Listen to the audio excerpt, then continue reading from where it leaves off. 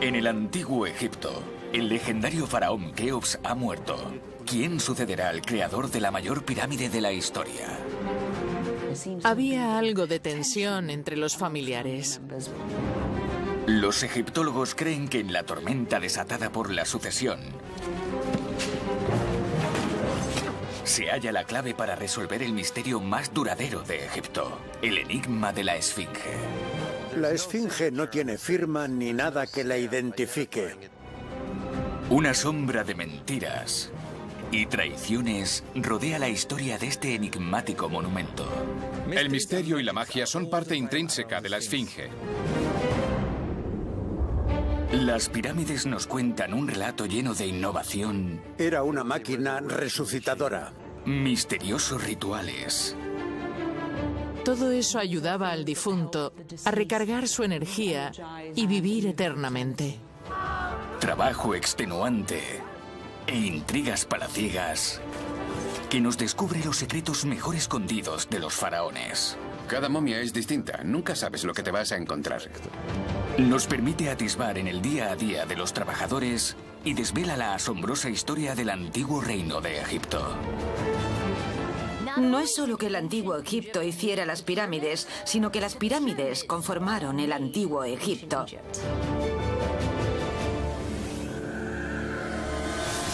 Los secretos de las pirámides.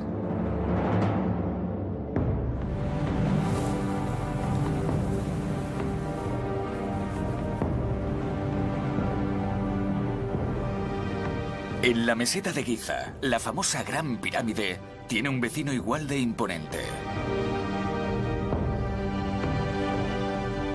Este gran monumento, formado por casi 2 millones de metros cúbicos de roca, fue uno de los proyectos de un faraón llamado Kefren.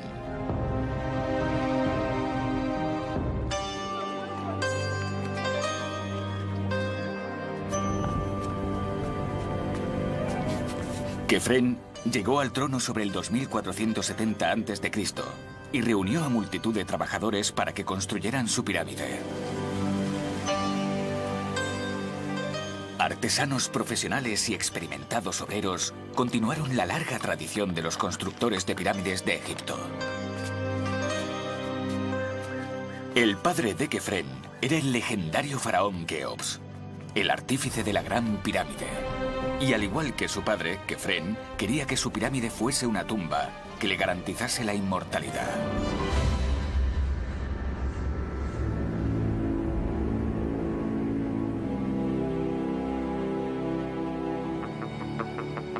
En la actualidad, los mausoleos con forma de pirámide de Kefren y Keops dominan la meseta de Giza.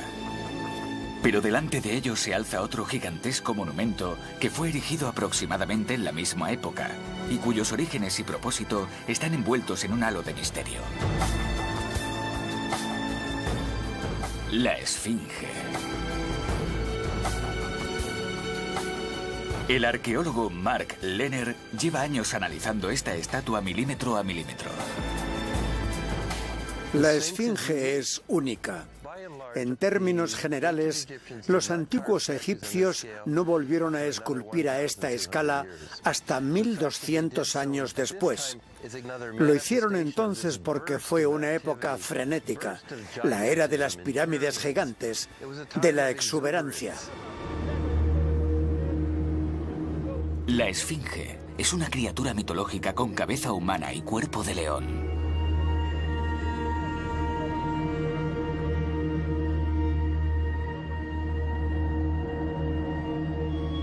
Nunca antes se había intentado hacer algo a una escala semejante. Es un bloque entero. La tallaron directamente en el lecho rocoso. Los egipcios hicieron la Esfinge excavando un agujero con forma de herradura y esculpiendo el centro. La Esfinge es la mayor escultura del mundo antiguo que ha sobrevivido hasta nuestros días. Mide 20 metros de altura, lo mismo que un edificio de 6 pisos y 73 metros de largo. Pero, ¿quién ordenó la construcción de esta colosal estatua y por qué?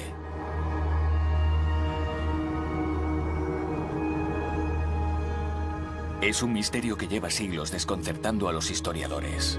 La esfinge no tiene firma ni nada que la identifique como obra de un faraón concreto.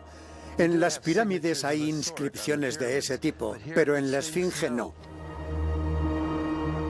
Mark cree que se construyó poco después de la muerte de Keops, por lo que lo lógico sería que su creador fuese el mismo que el de la segunda pirámide de Giza, su hijo Kefren. Pero la respuesta no es tan sencilla, ya que Kefren nunca debería haber sido faraón.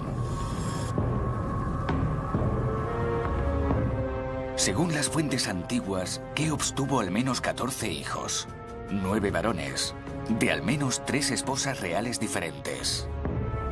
Otros hijos, como Kawab o Yedefre, estaban antes que Kefren en la línea de sucesión.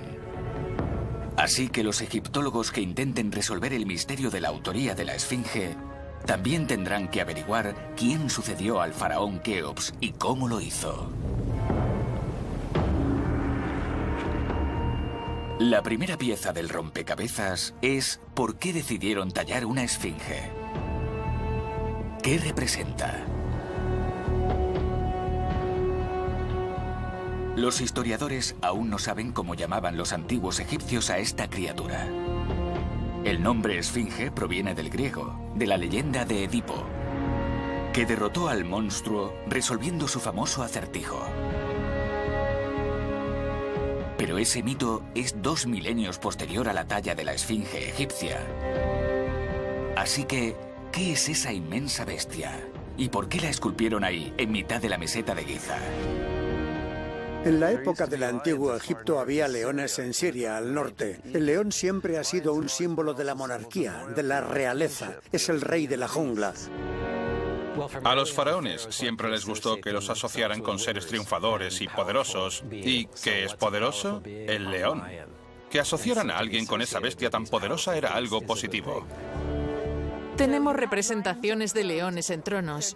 Son criaturas divinas y solares porque cuando pensamos en un león, lo imaginamos con esa majestuosa melena de tono rojizo como el sol. Hay un vínculo visible entre la monarquía, los dioses y los leones. Para entender esa asociación entre el poder del león y el del faraón, debemos viajar más de 5000 años atrás en el tiempo, hasta los albores de la monarquía egipcia.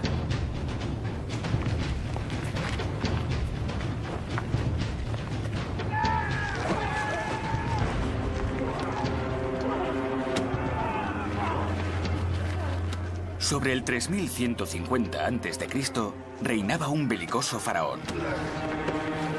Su nombre era Aja. Aja reforzó las fronteras de su reino, atacando los territorios adyacentes. Los arqueólogos encontraron su tumba en Abidos. La figura de Aja es muy interesante, porque fue el primer rey de la primera dinastía y fue enterrado en Abidos. Abidos era el antiguo epicentro del poder del sur de Egipto y allí fueron enterrados los reyes de la primera dinastía. Los investigadores que examinaron la tumba de Aja hallaron algo sorprendente.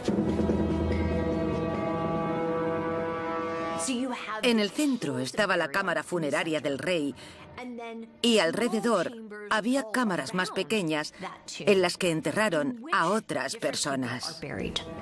Las pruebas indican que la mayoría eran jóvenes. No sabemos a ciencia cierta si las personas que estaban enterradas alrededor del rey fueron víctimas de sacrificios rituales. Puede incluso que se suicidaran por la muerte del rey. O si el rey fue enterrado y con el paso del tiempo esas personas fallecieron de muerte natural y fueron enterradas allí. Pero los sacrificios de animales sí era algo muy común. En una de esas tumbas enterraron a un león. Durante los 3000 años de historia del antiguo Egipto, siempre se consideró que el león simbolizaba al rey y era el guardián del inframundo. Enterrando a un león junto a la tumba de Aja, enterraban uno de los símbolos de la monarquía a su lado. Eso explicaría por qué se talló la esfinge con cuerpo de león. El león llevaba simbolizando el poder desde la primera dinastía. Es el guardián de la necrópolis y de las pirámides. Y su postura agazapada le confiere el estatus de deidad protectora de Giza. Pero entonces, ¿por qué tiene la esfinge cabeza humana? Una temible deidad con cabeza de león nos da alguna pista. Los antiguos egipcios pintaban cabezas de león sobre cuerpos humanos para simbolizar la pasión, la violencia, la ira, la pérdida de control. Esta es la diosa Sekhmet, la diosa protectora de los sanadores. Era la esencia de la fiebre y la enfermedad. Los médicos la querían de su lado para poder extraerla del paciente. Sekhmet tenía cualidades humanas, pero estaban a merced de su incontrolable naturaleza animal. Puede que con la esfinge pasara lo contrario. Aquí tenemos lo contrario. Es un símbolo del control de la fuerza animal. La esfinge simboliza la fuerza de la inteligencia, del control sobre el poder. La inteligencia y el control de qué ser humano en concreto. ¿A quién pertenece esta cabeza? Los egiptólogos han hallado una pista. En lugar de la melena de un león, la esfinge lleva un tocado llamado nemes, una prenda exclusiva de los reyes.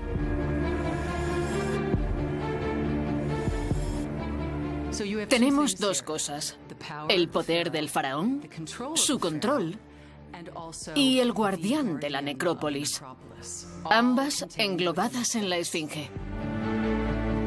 ¿El rostro de qué faraón está esculpido en la esfinge y quién ordenó su creación?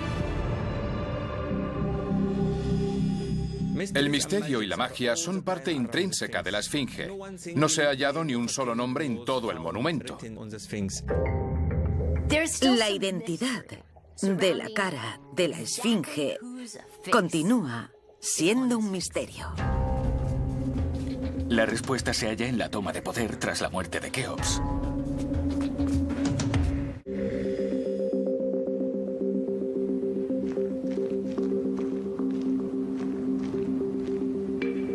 La egiptóloga Salima Ikram examina la necrópolis de Giza en busca de pruebas. Aquí enterraron a los familiares de Keops. El color de algunas parece tan fresco que parece que el artista acabara de dejar el pincel. Los antiguos artistas pintaron en esta tumba un retrato del hijo mayor de Keops, el príncipe Kawab. Parece que había algo de tensión entre los familiares, pero supongo que es lo normal en una familia real cuando no está claro quién será el sucesor.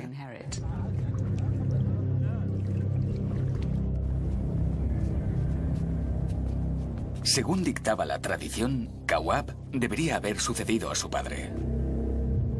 Normalmente siempre se sabía quién sería el sucesor antes de que muriera el faraón.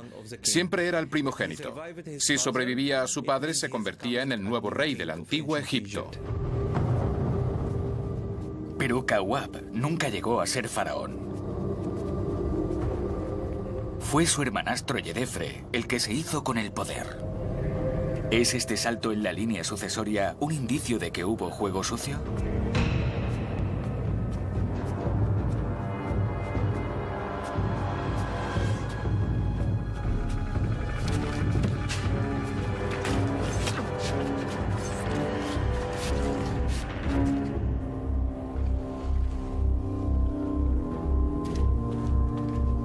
La teoría de que Yedefre asesinó a Kawab la introdujo un famoso arqueólogo estadounidense llamado George Reisner. Él fue el primero que investigó la cronología de aquella sucesión, en un intento por descifrar los secretos de la esfinge.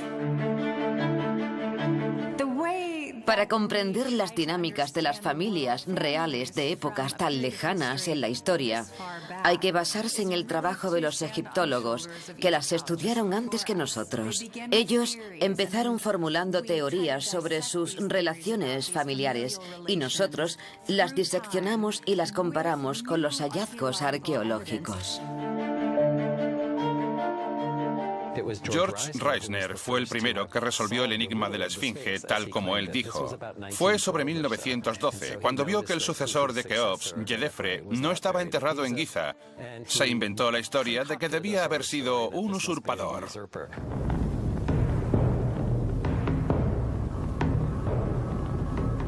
Yedefre era el hijo de la segunda esposa real de Keops, que provenía de la actual Libia.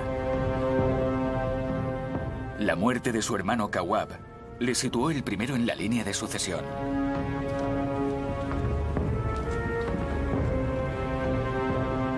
Reisner se imaginó una historia de asesinato y poder al más puro estilo Shakespeare, pero los egiptólogos actuales tienen sus dudas. Como historia es buena. La literatura es un gran reflejo de lo que mueve al ser humano, pero la verdad es que la historia de esa familia es bastante incierta.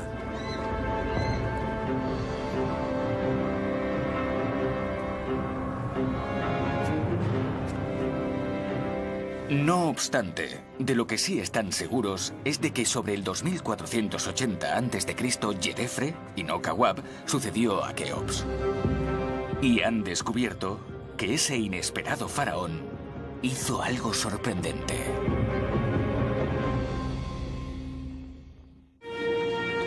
El nuevo rey de Egipto fue Yedefre, un hombre que podría haber matado a su hermano y que ahora escogía una extraña compañera de cama. Yedefre, el hijo de Keops, se casó con su hermanastra Etepere II. El incesto era algo habitual en la monarquía egipcia, así que eso no era lo extraño de su elección.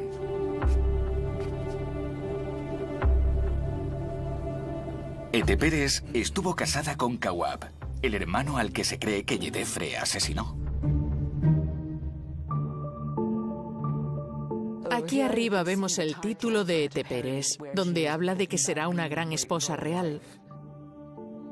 Es evidente que esta mujer fue una de las más importantes de la época de Keops y de la historia de Egipto en general. Lleva un vestido poco habitual, muy elegante, con esos hombros subidos. Otra cosa que llama la atención es su color de pelo. La gente dice, ¿era extranjera? Lo pintaron amarillo en vez de negro, como vemos aquí, que era lo normal. Tal vez no se vieran muchas mujeres así en el antiguo Egipto, lo que la hacía especial. La viuda del príncipe Kawab se unió a Yedefre en el trono, convirtiéndose en la reina de Egipto. Casándose con la esposa del príncipe que había muerto, pretendía mostrarle al pueblo que la familia le aceptaba. Pero, ¿es merecida esa reputación de Yedefre de usurpador fratricida? ¿Y fue él el rey que construyó la Esfinge? George Reisner encontró pruebas que le ayudaron a desarrollar su teoría de la usurpación. Como todas las pirámides de Egipto, la de Yedefre en Abu Rawash se encuentra en la orilla oeste del Nilo.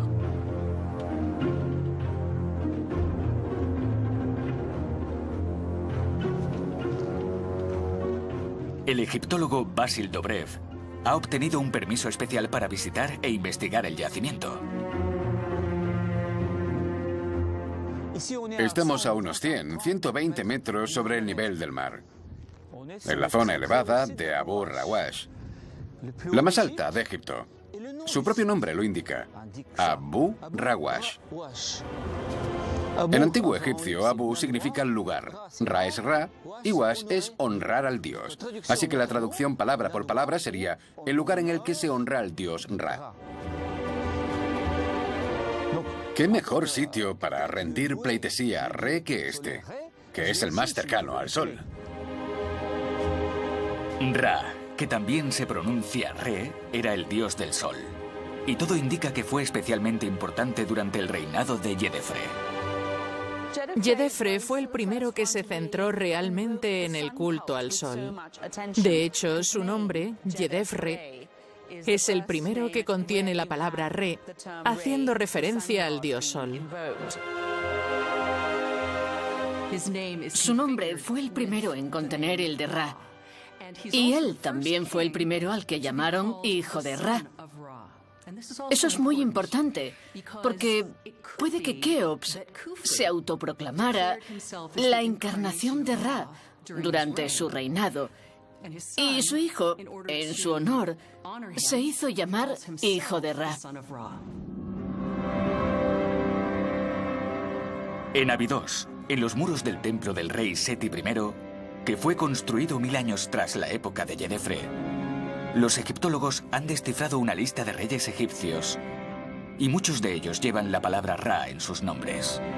El reinado de Yedefre impulsó una nueva moda que se mantuvo hasta el final de la quinta dinastía y consistía en incluir a Ra en los nombres de los faraones. A partir de ahí, los faraones tuvieron nombres como Kefren, Neferir-Kará, etc.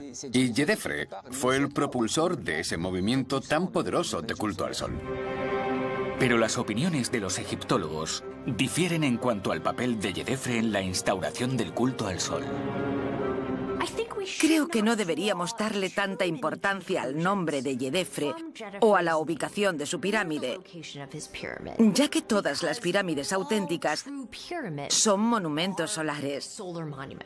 Así que yo considero que esa atención especial al dios Ra no empezó con Yedefre. En la elevada meseta de Abu Rawash, Yedefre ordenó construir una pirámide de casi 100 metros de ancho y 60 de alto. Esa pirámide era mucho menor que la de su padre Keops, que medía más del doble de ancho y más de 80 metros de alto. Pero Yedefre fue listo al escoger la ubicación. Colocándola sobre una elevada meseta, hizo que superara en altura a la de Keops. Yedefre hizo su pirámide sobre una colina. En lo alto de una colina cercana a la meseta de Giza, que también estaba cerca de las canteras de donde se extraía la roca necesaria para su construcción. Aquí fue donde la historia del sucesor de Keops y del enigma de la Esfinge dio un inesperado giro. Aunque ya no queda nada de la pirámide de Yedefre, sabemos que estaba lista, o casi lista, antes de la muerte del faraón. Estaba muy cerca de una cantera que los romanos usaron cuando conquistaron Egipto. Pero no solo usaron la roca de la cantera, también se llevaron los bloques de la pirámide. Por eso, hoy en día, apenas queda nada aparte de las cámaras subterráneas. La pirámide de Yedefre fue destruida unos 2000 años después de su construcción. Una desgracia que borró al faraón de la historia. El legado de Yedefre no se recuperó hasta que los arqueólogos modernos excavaron las ruinas de Abu Rawash y hallaron estatuas suyas. En la antigüedad, cuando un rey quería proclamar que un territorio era suyo y que la gente entendiera quién era, debía erigir estatuas y monumentos para transmitir esa información. Pero las estatuas indican que la destrucción del legado de Yedefre podría no haber sido un accidente.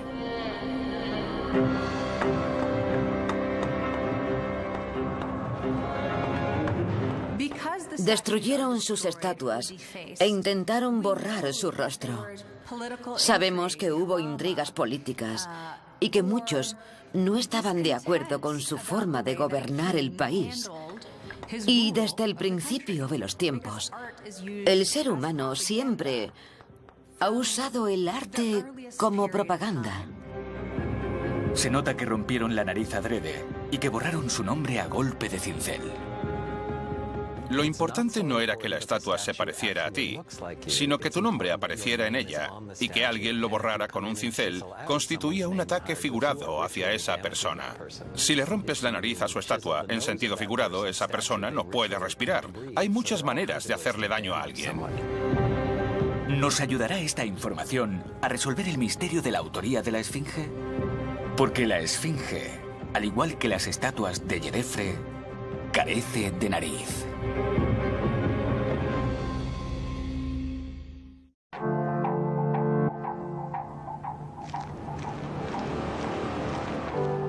En Egipto, los arqueólogos que tratan de averiguar quién ordenó construir la esfinge de Giza investigan al faraón Djedefre.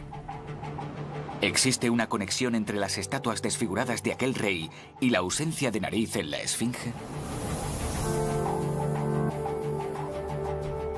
A principios del siglo XX, el egiptólogo George Reisner lanzó una hipótesis sobre esas estatuas rotas. Según él, Djedefre era un usurpador, cuyo legado fue destruido por sus sucesores. Reisner examinó el hecho de que las estatuas de Djedefre fueron destruidas adrede. Dijo que quizás fue porque el pueblo se rebeló contra las élites, contra la familia real. O también pudo deberse a posibles divisiones y enfrentamientos entre las distintas líneas colaterales de la familia real. No lo sabemos. Lo que sí sabemos es que tras unos 10 o 15 años en el poder, el tiempo justo para acabar su pirámide, Djedefre murió. El reinado de Djedefre fue bastante breve comparado con el de sus parientes, lo que nos indica que no fue un período pacífico. No sabemos si murió demasiado pronto o si fue asesinado, pero lo que sí sabemos es que quien le sucedió fue el otro hijo de Keops, Kefren. El sucesor de Djedefre no fue su hijo, sino su hermanastro Kefren. Parece que alguien se la tenía jurada.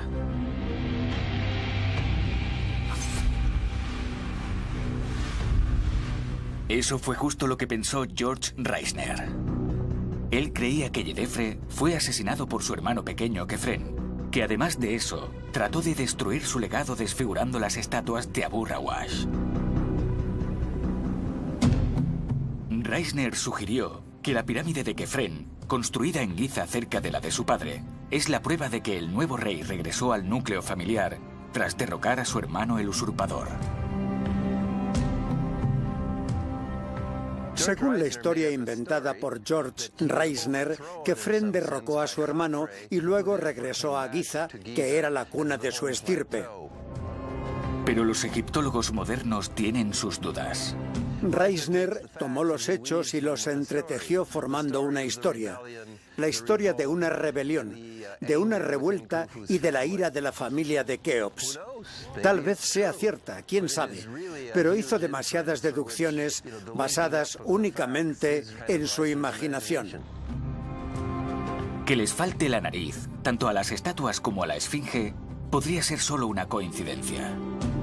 La nariz es siempre una de las zonas más frágiles de una estatua, por lo que no es raro que se rompa. Yo no creo que haya una conexión entre las narices rotas de las estatuas de Djedefre y la de la esfinge. Se trata siempre de un punto débil que se rompe con facilidad de forma habitual.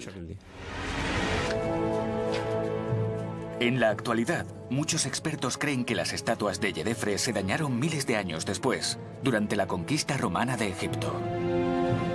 Fuera como fuese, sobre el 2470 a.C., Kefren se puso al mando de Egipto. Y decidió erigir su tumba junto a la gran pirámide de su padre.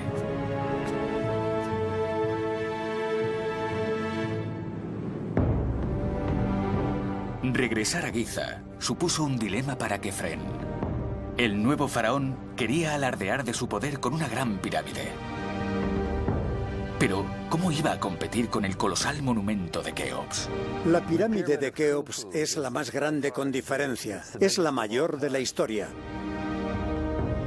La pirámide de Kefren es interesante porque al verla por primera vez en la meseta de Giza, te parece más alta que la Gran Pirámide. Pero no es así. Kefren construyó sobre un terreno más elevado para quedar por encima de su padre. Fue muy avispado. Además, su base es un poco más pequeña que la de Keops. Aunque la Gran Pirámide de Kefren es más empinada, recién construida medía 3 metros menos que la Gran Pirámide de su padre. Pero hoy en día, ambas forman una pareja de majestuosos monumentos que parecen diseñados a juego. El regreso de Kefren a Giza marcó el final de la dura pugna por el poder que tuvo lugar tras la muerte de su padre Keops. Pero aún queda un misterio por resolver. ¿Quién construyó la Esfinge? Conocer el orden de sucesión, primero reinó Yedefre y luego Kefren, permitió a los egiptólogos reducir el número de sospechosos. Kefren siempre fue su opción favorita por su conexión con Giza, pero parece ser que Yedefre no abandonó la zona por completo. La egiptología ha tendido siempre a ignorar a Yedefre, pero creo que deberíamos prestarle más atención, porque es bastante probable que él se ocupara más que nadie de terminar el complejo funerario de su padre en Giza. Yedefre fue el sucesor de Keops, y en el antiguo Egipto, la tradición dictaba que el sucesor al trono debía acabar el complejo funerario de su predecesor. Yedefre abandonó Giza sin terminar todo lo que debía hacer allí, y sabemos que él fue el que enterró a su padre en Giza. Hay una inscripción en la cara sur de la pirámide en la que se menciona a Yedefre. Así que cuesta creer que fuese un usurpador si formó parte del rito funerario.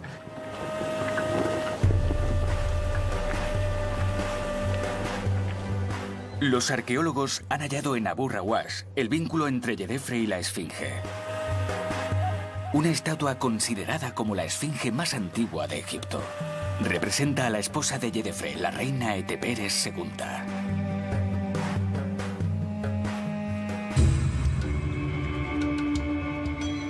Las pruebas recabadas indican que la idea de la esfinge fue desarrollándose durante el reinado de Yedefre.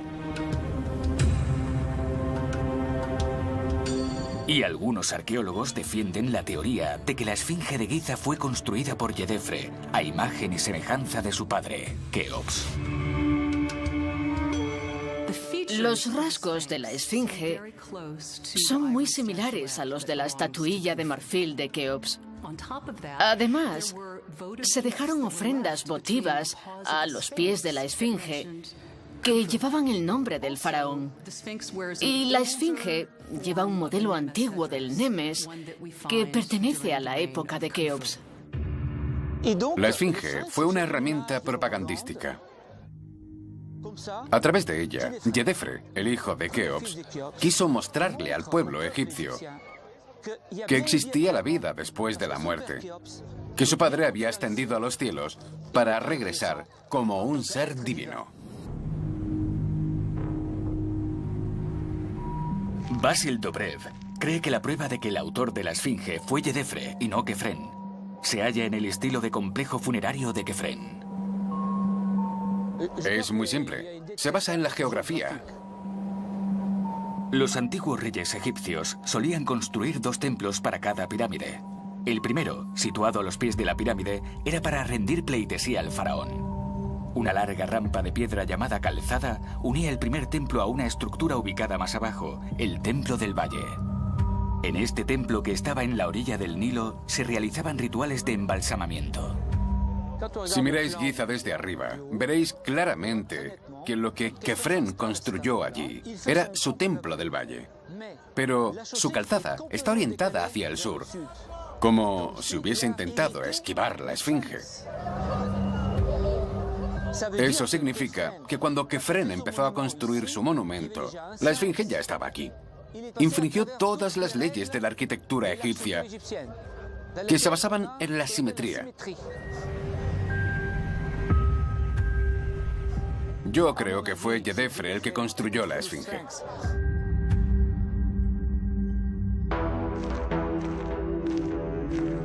Mark Lehner no está tan convencido como Basil.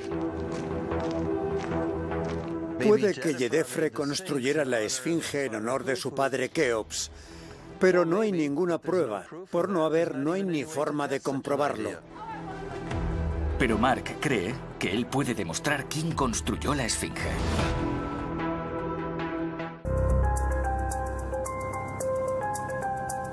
En la meseta de Giza, en Egipto, Mark Lehner cree que el templo del Valle de Kefren, situado junto a la Esfinge, demuestra que fue el propio Kefren quien ordenó construir esa gigantesca estatua. Creo que Kefren tuvo la idea de convertir una de las caras de la cantera en una gran esfinge. Así que, mientras los picapedreros extraían las capas de roca donde irían la cabeza y el cuello en la parte superior, otros obreros llevaron esa roca al sudeste para construir el templo del valle. Mark ha examinado la composición de la roca de la Esfinge y coincide con la que se usó en el templo del Valle de Kefren. Según fueron tallando el cuerpo de león, trasladaron la piedra rápidamente al este para hacer el templo de la Esfinge.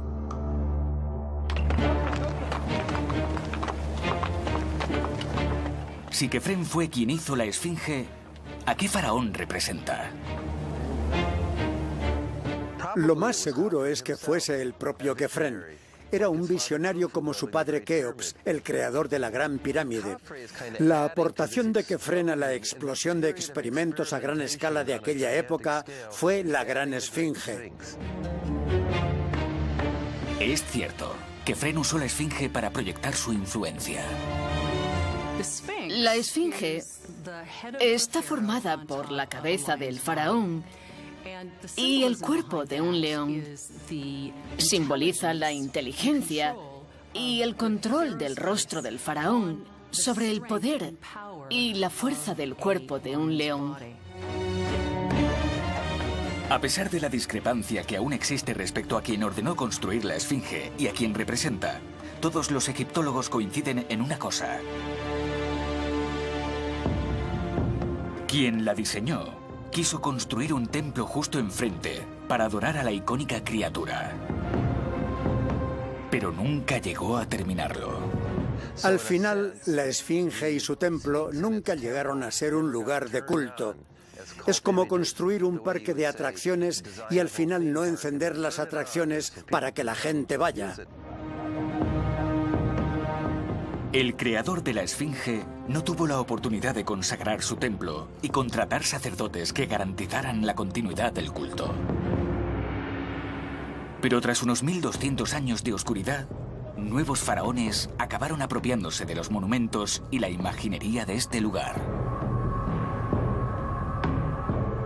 Muchas generaciones y siglos después, este lugar siguió atrayendo visitantes. Amenhotep II, por ejemplo, solía dar vueltas por aquí en su carro. Le encantaba Giza. De hecho, construyó un templo entero basado en la Esfinge y dejó una estela que versaba sobre su poderío físico. El hijo de Amenhotep, el príncipe Tutmosis, fue un paso más allá. Ordenó colocar una gran estela, una losa de piedra con inscripciones, entre las patas de la gran Esfinge.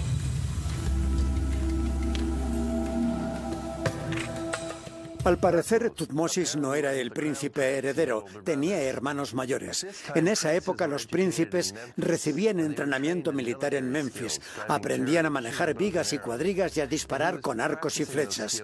Tutmosis entrenaba esas habilidades en Giza y en estos jeroglíficos cuenta que se quedó dormido a la sombra de la cabeza de la Esfinge y la criatura se le apareció en sueños. En su sueño la Esfinge le dijo: «Hijo mío, mírame, estoy rodeada de arena, estoy enterrada. Líbrame de la arena que cubre mi cuerpo y te convertiré en el rey del Alto y el Bajo Egipto». El joven príncipe ordenó desenterrar la estatua y al final acabó siendo faraón con el nombre de Tutmosis IV. Y colocó su estela, hoy en día conocida como la Estela del Sueño, entre las patas de la Esfinge. Se convirtió en la pieza central de un pequeño templo en donde Ramsés añadió su estela en el primer año de su reinado y a partir de ahí otros reyes y reinas añadieron sus inscripciones y estelas en el primer año de su reinado. Este lugar, la zona situada entre las patas de la Esfinge, este pequeño templo era donde se coronaba a los reyes y los príncipes. Era como el Vaticano. Uno no hace eso si no se siente orgulloso del trabajo de sus ancestros, de los faraones del antiguo reino. Además, les gustaba estar en ese lugar que era tan antiguo para Tutmosis IV y Amenhotep II como lo es para nosotros hoy en día.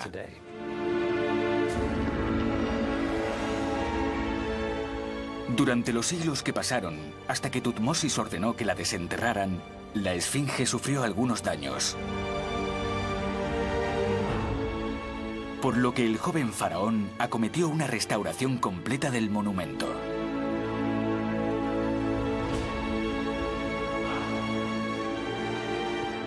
Más adelante pusieron ladrillos para proteger las zonas más deterioradas.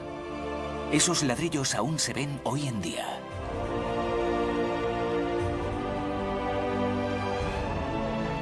En la mejilla y en la frente se ven restos de color rojo. Puede que la esfinge estuviese en algún momento pintada de rojo, pero en el nuevo reino, cuando la resucitaron, sabemos que no la pintaron solo de rojo.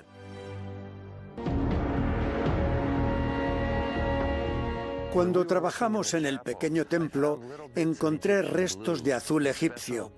Ese pigmento tan especial y característico de Egipto en los intersticios entre los bloques de piedra. También había restos de amarillo y mucho rojo.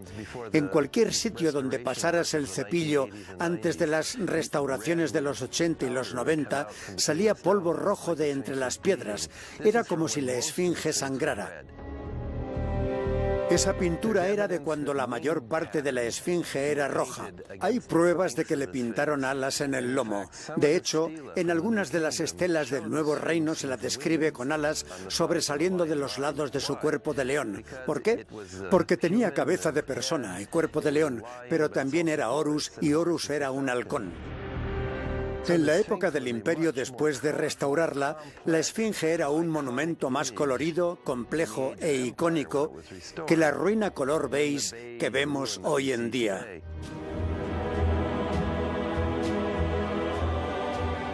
Como buen icono del mundo antiguo, la esfinge mantiene su aura de misterio y enigma. Durante casi un siglo, creímos que las teorías del egiptólogo George Reisner sobre la construcción de la esfinge eran ciertas. Reisner aderezó con grandes dosis de inventiva la historia de la sucesión de Keops, añadiéndole rivalidades, complots y asesinatos sin tener prueba alguna.